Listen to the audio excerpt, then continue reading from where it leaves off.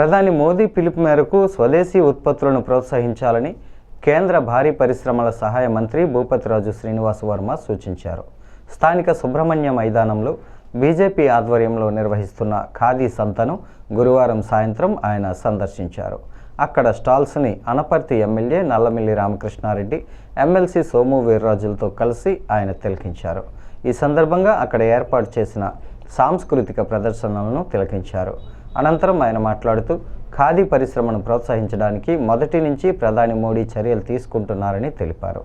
దేశం స్వయం సమృద్ధి సాధించాలని, ఆత్మనిర్భర్ భారత్, వికసిత భారత్ లక్ష్యాలతో ప్రధాని అడుగులు వేస్తున్నారని కేంద్ర మంత్రి శ్రీనివాస్ వర్మ పేర్కొన్నారు. ఎమ్మెల్యే నల్లమిల్లి రామకృష్ణారెడ్డి మాట్లాడుతూ స్వదేశీ వస్త్రాలను ప్రోత్సహించాలన్నారు. జిల్లా బీజేపీ అధ్యక్షుడు పిక్కి నాగేంద్ర, ఖాదీ సంత కన్వీనర్ క్షత్రియ బాలసుబ్రహ్మణ్యం సింగ్, బీజేపీ నాయకులు రేలంగి శ్రీదేవి, అడబాల రామకృష్ణ, రొంగలి గోపి, నర్సిపల్లి హారిక, కాలేపు సాయిరాం, కరుటూరి శ్రీనివాసరావు, లక్ష్మీనారాయణ, జవ్వర్, అడబాల గణపతి, అడపా వరప్రసాద్, మద్దిపాటి రజనీ తదితరులు ఈ కార్యక్రమంలో పాల్గొన్నారు.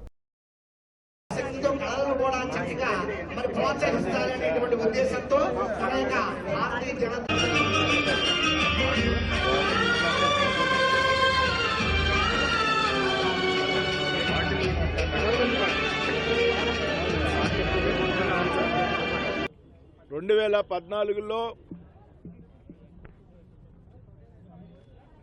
భారత ప్రధానిగా నరేంద్ర మోడీ గారి బాధ్యతలు స్వీకరించాక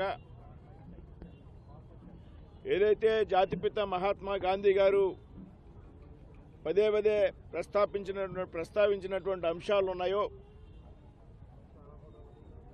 ఒకటి స్వదేశీ ఉత్పత్తులను ప్రోత్సహించాలి, ఖాదీ పరిశ్రమను ప్రోత్సహించాలి, అదేవిధంగా స్వచ్ఛ భారత్కి సంబంధించినటువంటి అంశాల మీద పెద్ద ఎత్తున గాంధీ గారి స్ఫూర్తిగా కార్యక్రమాలు చేస్తున్నటువంటి విషయం మీ అందరికీ కూడా తెలుసు.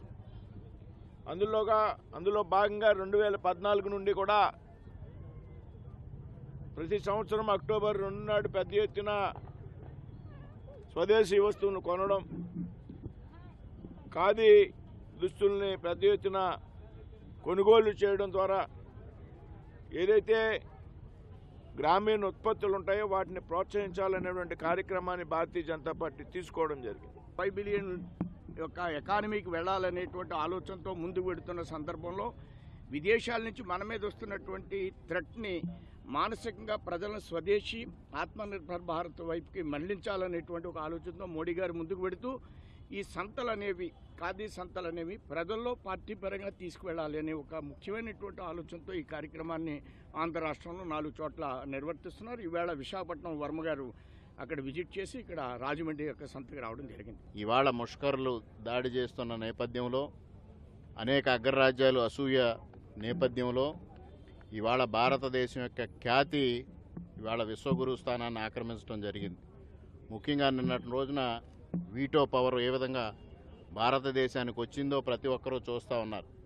ఇవాళ 173 దేశాలు ఆ సమావేశానికి హాజరైతే అందులో 146 దేశాలు ఏకగ్రీవంగా భారతదేశానికి మద్దతు పలికాయి. అంటే ఇవాళ భారతదేశం యొక్క ఖ్యాతి నరేంద్ర మోడీ గారు ఏ విధంగా పెంపొందింపజేశారనేది ప్రతి ఒక్కరూ గ్రహించాలి.